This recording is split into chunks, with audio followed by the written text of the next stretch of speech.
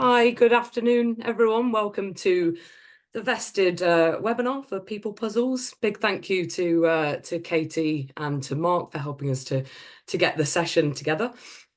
So I'm Alicia. I look after partnerships here at Vested, and I've got Alan with me, who's a senior equity consultant here. He's helped hundreds of businesses over the years to set up share schemes. So he's going to be talking to you all today about why set up a share scheme, and also the different options available, and then a bit of a run through of the platform. Please do ask questions as we go along. If anything pops up, you can pop them in the chat.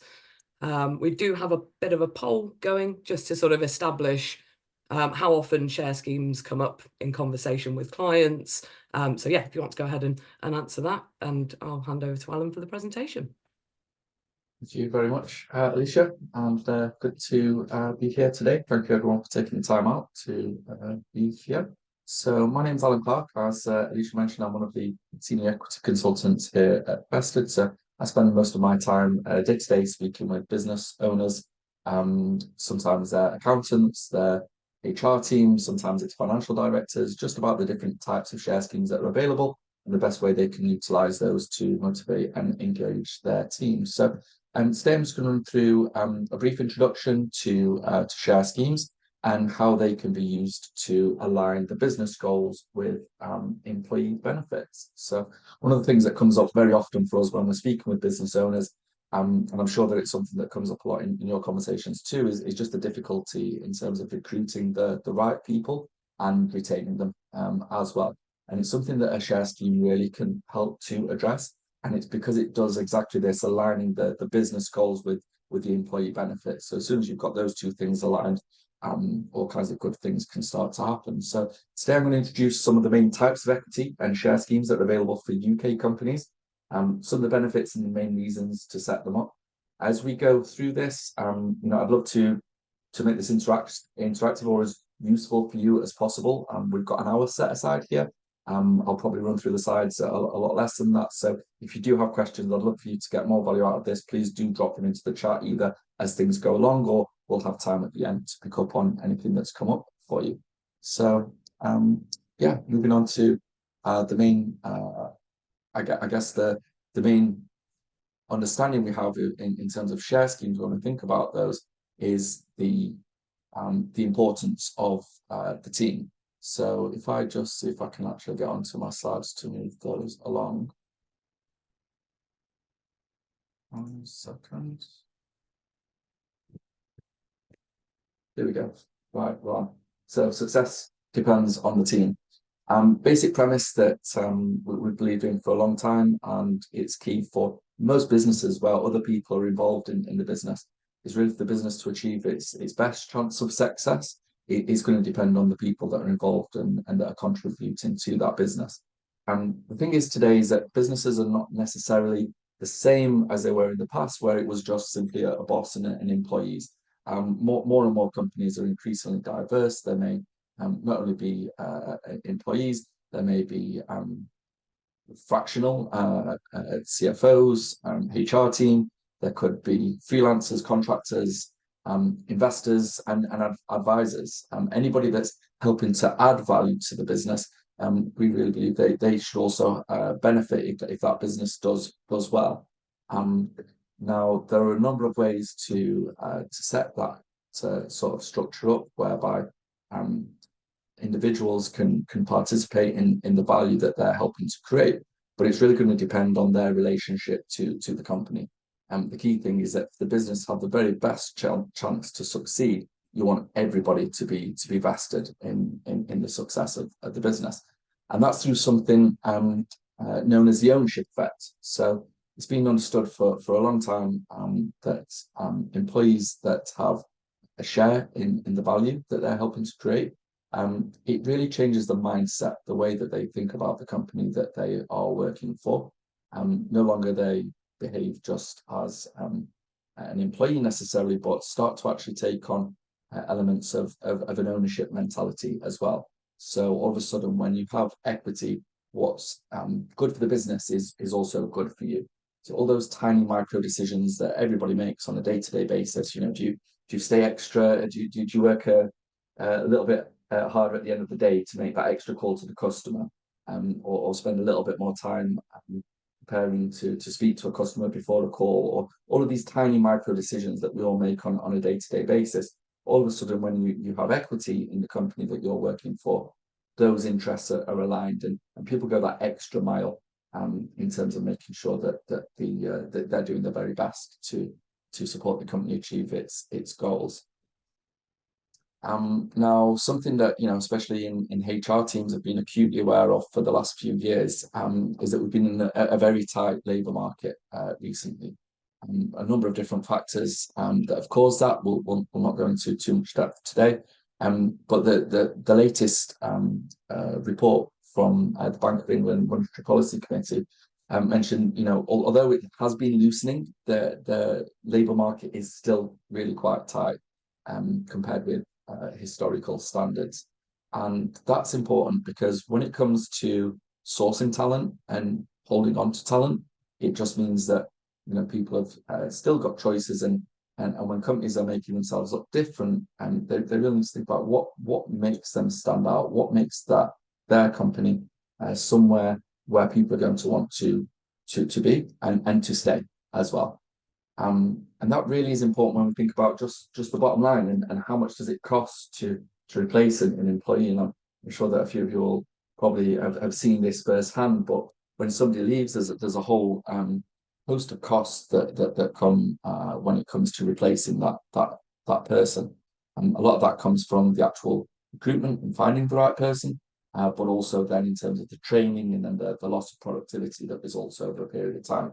And some research provided by Oxford Economics and Unum, so an economic research consultancy, they crunched some numbers, and when they took into account all of those factors, recruitment costs, loss of productivity, training, etc., they found the average cost to recruit to replace somebody was £30,000, and that's somebody with a salary of over 25,000. So obviously, if they're higher salaries, then we can imagine that could be increased as well. And so really there is a big financial imperative to make sure that employees are engaged, not just in terms of getting the best from people, but also in terms of the cost of replacing them. So one of our other partners gave a great quote, something we'd like to share, and that it's no longer just about providing a free breakfast anymore. Employees really do expect something a little bit different these days. So generational changes, people reconsidering what's important to them in terms of workplace. And so if we're just offering very standard benefits, that may not attract and keep the right people that companies need. And so we went out and did a little bit of research ourselves to find out the difference that share schemes had made. And for companies that had set them up, it was a very, very positive experience. So it's great to see that feedback. More than 95% of our customers saying that the share schemes had actively helped to improve employee loyalty. So a big difference that can make. It's been well understood for a very long time that companies that put in share schemes, they tend to outperform their peers over the long run. And that's, it's all these changes, all these incremental changes of each individual being aligned with the business interests that they make to productivity. It really does make a big difference in the long run. So companies that share ownership tend to be experiencing much higher rates of growth than companies that don't do that. So what I thought we'd just run into now is just a very quick review of some of the main types of equity. So there's a number of different structures that can be put in place. Keep this fairly brief and high level for today. And of course, if there are further questions or you want to run through any of these in more detail, it's something that we're always happy to do as part of the partnership with People Puzzles is to go through any of these questions that you might have about specifics for any particular clients that you've got. So do feel free to reach out if any of this brings up questions. But essentially, starting with the main types of equity, we can see ordinary shares under cash investment. So almost all companies, when they incorporate, they'll have ordinary shares for the founders of the company. And then anybody that puts money into the business, any investors that come along, they'll also get ordinary shares, or sometimes they'll require some preference on the rights of the shares and they'll get preference shares. Shares give rights to any of three things. That is rights to vote, rights to dividends, and rights to capital. And any of those three things can be varied as well. So you can create different classes of shares with perhaps without voting rights, for example. So one thing that many business owners ask us about is if they're setting up a share scheme, does it mean that they're going to lose control of the business? And that's a concern that we often alleviate by setting up a separate share class without voting rights. So all they're doing is providing employees with the right to participate in value without necessarily giving up any control. The preference shares just have a preferred right to one of those three things. Now, what we can see on the right is the non-cash investment. So one question we're also asked very often is, can I just give some shares to my team? So founders want to keep things simple. They just want to involve their team and just want to give them some shares. And it's a great idea to keep it as simple as possible. The problem with just issuing shares to people is that if the company is already well established, it already has value, then just issuing shares and so on, it's just like giving them income from HMRC's perspective in that it's taxable. So you may have wanted to give your employee a benefit or a reward or an incentive, but actually they've just ended up with a tax bill. The other downside of just issuing ordinary shares to people is once you've actually issued them, if they don't do what you're expecting, getting those shares back is going to be difficult. Not impossible, but it's probably going to cost a lot of money with lawyers and it's going to be very time consuming. And that's why people often look at share options initially. So we can see there's a range of type of options you can see here. So EMI, something that we do a lot of, it stands for Enterprise Management Incentives. I'm sure you've heard about them too.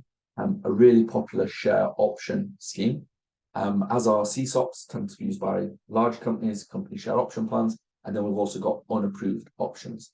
So the difference between these, the EMI and the CSOP are government approved.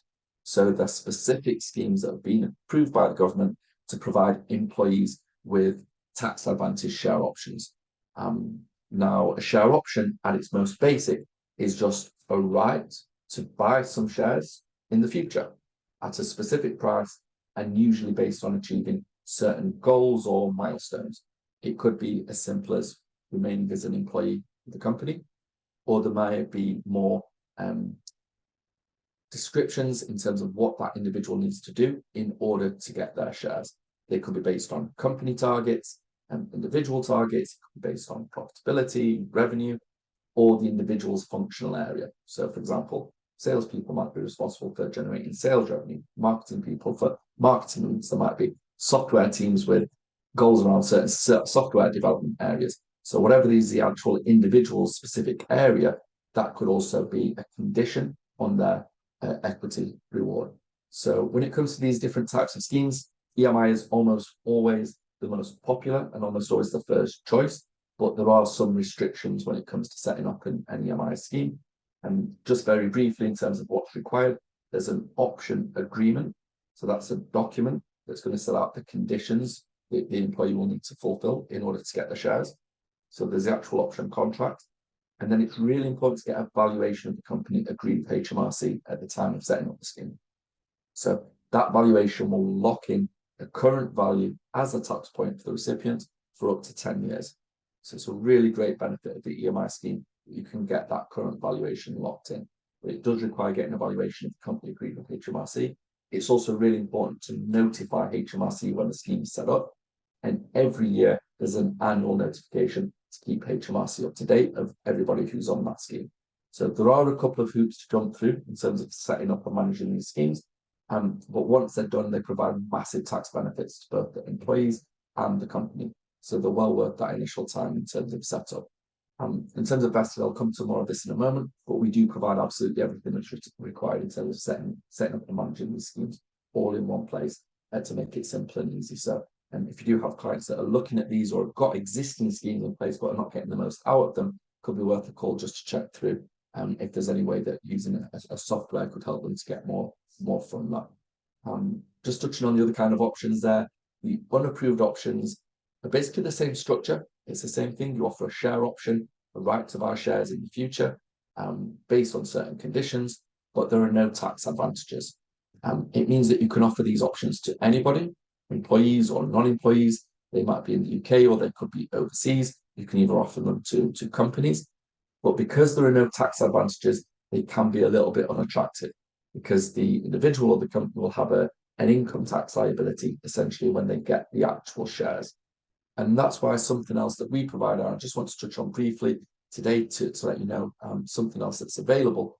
where there are individuals who are not a full-time employee and therefore don't qualify for one of the approved schemes, growth shares can be a really interesting alternative to unapproved options. So I'll just touch through briefly what some of the differences between these two schemes are. So EMI, almost always the first choice when it's available. It is specifically for SMEs, so less than 250 employees. There's some limits in terms of company size, so less than 30 million of gross assets, and individuals can only have up to £250,000 worth of options in any 3-year period. So there are some restrictions, but essentially really suitable for SMEs where there are full-time employees.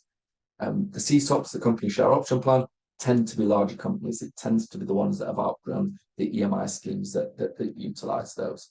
The unapproved options, as I mentioned, really flexible, can be offered to anybody, but there are no tax advantages. So it just means people are paying the top rate of tax essentially when they get their actual shares. And then a really interesting alternative to unapproved options, where there are individuals that have been incentivized, but they don't qualify for EMI or CSOPs, and that's growth shares. So the growth shares being real shares, they're issued today, but they only share in future value. So as I mentioned with the ordinary shares, if you just issue shares to people, then they're going to have to pay the tax on that value. With growth shares, they get a share that has right to future value. And what that means is they get the share today, but they don't pay anything for it because it's not worth anything yet. As the company increases in value, their share increases in value. But when it comes to selling that share, they'll only pay capital gains tax. So really attractive as compared with the unapproved options, which would be income tax. So just touching briefly onto Vested and who we are. So Vested has been around since 2015. We actually started out as an investor startup matching marketplace, but after a couple of years pivoted to focus entirely on share schemes. So that is all that we've been doing for a number of years. We've built a software with the purpose to simplify and take away the cost and complexity that's been associated with setting up share schemes. For far too many companies, when they've looked at setting up share schemes in the past, it's been too expensive, it's been too complicated, it's just been too difficult to do. So we've built a software exactly to address these questions. We provide everything that's needed to set up and manage the share scheme in one place. That's documentation, that's valuations, but it's also human support. So it's been able to speak with somebody who understands share schemes inside out to guide you or your clients through the choices available. So that's pretty much what we've done at Vested. We do have a specific partnership with People Puzzles, and really glad to offer a 10% discount on the first year for any of your clients that would decide to come across to join Vested. But I think really the key thing when we're speaking to potential clients is making sure that they're aware of the choices that are available to them so they can select the right share scheme for them, and then they do it then at the right time for them as well. So on that basis, we're always very happy to have initial introductory calls. There's no cost to those calls, there's no obligation, but we do hope that hopefully if we've helped you or your clients to understand the choices that are available, and obviously you'll come back to us as and when that could be helpful for them. So what I'd like to do now is just open up the floor to any questions. If anybody's got any thoughts or questions on any of the topics that have just been covered. And just before any questions, if I could just jump in really quickly, polite request, could everyone write their names and emails into the chat? We can't see actually who's in the room, so if you wouldn't mind, then we can send over the recording to you afterwards as well. Thank you.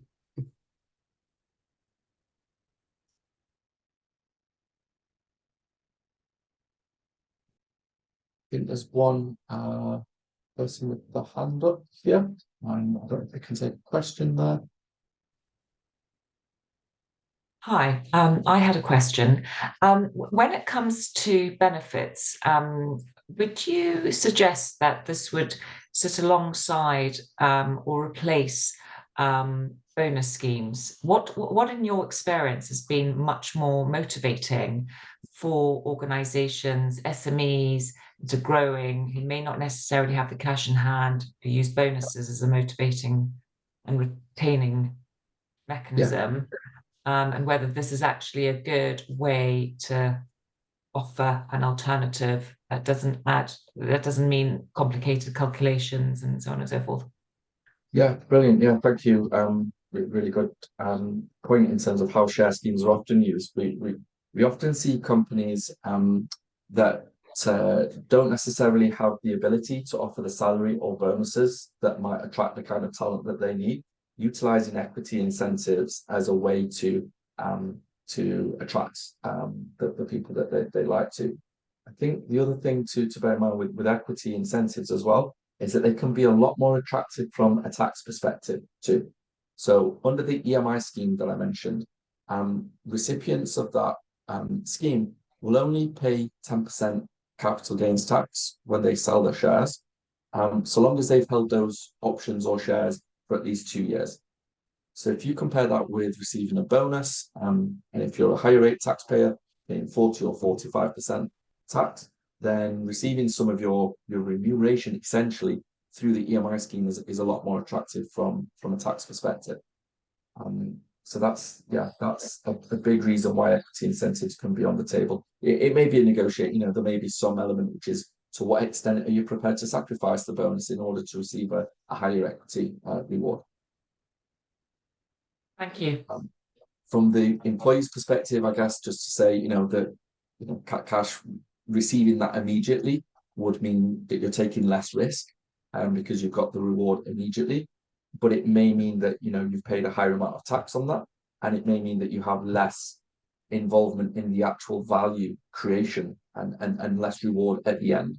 So essentially, the individual employees might be prepared to sacrifice some immediate reward for a larger, more tax incentivized reward that they've helped to create the value of further down the road.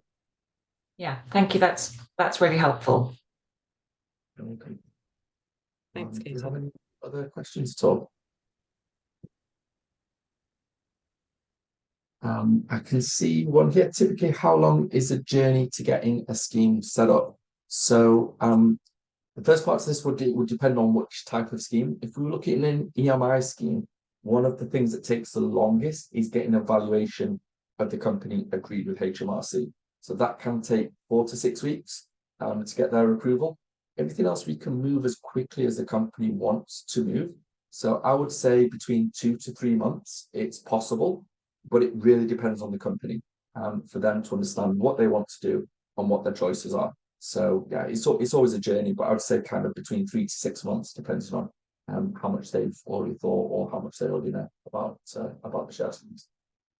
But in terms of just the actual mechanics, we can move very quickly. So within a couple of months if the company's ready.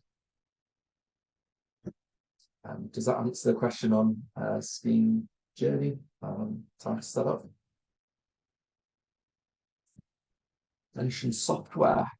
What does that offer? So what I could actually do, if you would like to see, I don't know how many of you might already be familiar with Vested already, but I can actually give you a very quick overview of what the software is, so you can see that firsthand.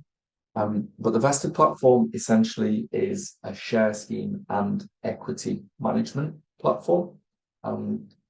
We're fully integrated with Companies House. So every company in the UK needs to keep their records updated at Companies House. So that is details of shareholders, details of any changes to those shareholders, details of directors, etc. Now, the Vested platform is integrated with Companies House, so it means that everything related to that Companies House updating is managed through the software. We do also then provide everything that the company needs to set up and manage the share scheme all in one place. So that's the legal documentation that's involved. So that could be option agreements, could be articles of association for a company in the case of growth shares. And the other key thing is valuations from us. Now, where I think the software makes a big difference as compared with going with a traditional provider, so for example, a solicitor to provide the legal documents and an accountant for the valuation. One of the big differences with the Vested platform is that the recipients themselves get their own login portals where they can see the details of their award and what that actually means to them. A big challenge a lot of businesses face is that they spend sometimes thousands or tens of thousands of pounds setting these schemes up, but then communicating those schemes can be challenging, and helping people to understand the value that they're participating in and the benefit that they've been provided with can be a challenge. And that's something that we've specifically addressed by building share scheme member portals. So every scheme member has their own login. They can see the details of their award, what that award is currently worth, and what it may be worth in the future. So hopefully that answers the question on what's offered on the software, but happy to dig into any more. Got any further questions on that?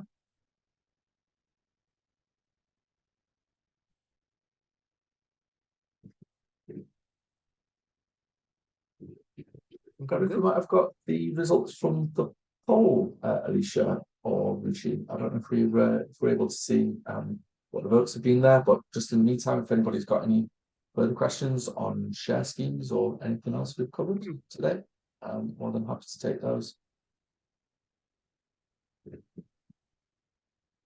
Yeah, do we have any answers from the poll, Ruchi? We've got one person who's answered. So if everyone can just quickly answer the question in the poll, please. It's just interesting for us to know how often do these kind of questions get asked. I think one of the big challenges for us is raising awareness around share schemes. So that's why it's such a pleasure to be able to talk to you all today about what's available and how it's possible. Because simply a lot of companies, unless they're specifically searching for a share scheme, might not know what's available and what's out there. So just raising awareness of the different choices that are available is a big part of what we're trying to do. So really curious to know if this has come up for you in conversations with clients, and if so, how often. We've got any? Don't know if we can post the poll again, Ruchi. Is that possible to send out? Yeah. I've just got a question that poll can't be seen. Mm-hmm.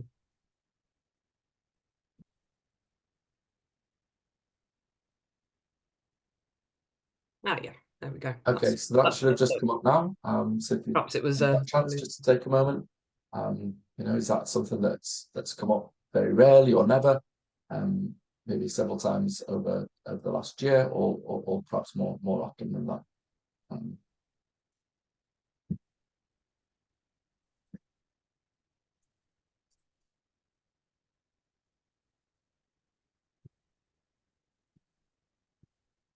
So once again, just like to say thank you for all of you for taking some time to join us today. As I mentioned, we're always very happy to answer questions that you might have on that. We really value the partnership with People Puzzles. So do let us know if anything's come up after today that you think of that you like answers to, and yeah, I'd be more than glad to take those questions as they come up for you, as am I.